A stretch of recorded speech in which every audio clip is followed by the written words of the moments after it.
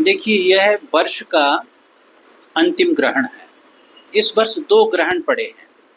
पहले चंद्र ग्रहण था और अब इस अमावस्या पर सूर्य ग्रहण है।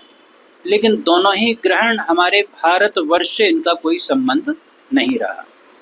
भारत भूमि पर इनका कोई प्रभाव नहीं पड़ा। और जो सूर्य ग्रहण है अभी अमावस्या को, आज रात को 9:12 से प्रातःकाल 3:17 तक रहेगा।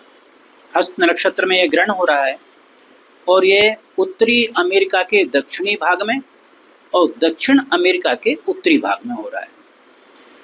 तो जिसमें अंटार्कटिका है, अर्जेंटीना है, चिली है, पेरू है, ऐसे देशों में, और ज़्यादातर प्रशांत महासागर, अटलांटिक में, महासागर के अंदर इसकी का प्रभाव रहेगा। तो अमेरिका मुख्य रूप से इससे प्रभावित रहेगा।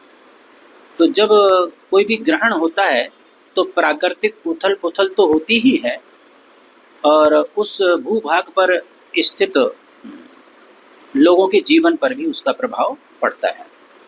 तो मुझे लगता है कि अभी वर्तमान परिदृश्य में जो विश्वव्यापी एक युद्ध का माहौल बना हुआ है, खासतौर से मध्य जो बोलते हैं मुस्लिम कंट्रीज़ और इज़राइल के बीच में जो संघर्ष चल रहा है, और उसमें अमेरिका कूदेगा और अमेरिका के कूदने से उसमें व्यापक जनहानि और धनहानि होने के संकेत इसमें दिखाई दे रहे हैं। और हो सकता है कि यह युद्ध और भी विकराल रूप ले ले और आगामी दिनों में ये विश्व युद्ध के संकेत दिखाई पड़ रहे हैं। तो इस ग्रहण का बड़ा दुष्प्रभाव पूरे विश्व पर पड़ने वाला है, लेकिन भारत भूमि इससे पूरी तरह से सुरक्षित है और भारत शांति के प्रयासों में लगा रहेगा। देखिए, जब भी सूर्य ग्रहण होता है तो किसी न किसी क्षेत्र में विप्लव की स्थिति होती है।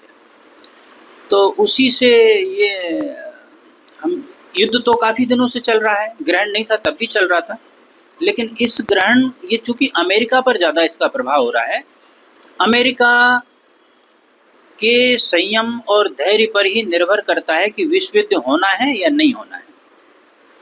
पूरे विश्व में 2 देश ऐसे हैं, अमेरिका और रूस। वो अगर युद्ध में नहीं कूदेंगे तो विश्व युद्ध नहीं होगा, फिर वो आपसी संघर्ष होकर उसको कोई ना कोई माध्यम मिल जाएगा, युद्ध विराम हो सकता है।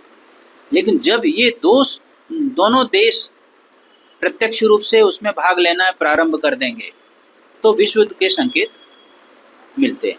भारत पर इसका बहुत कुछ दुष्प्रभाव पड़ने के संकेत नहीं है।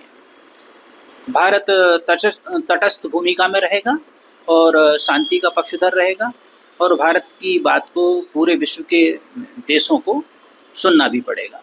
अंततोगत्वा भारत ही सब देशों को दिशा देकर इस युद्ध को विराम करवाएगा।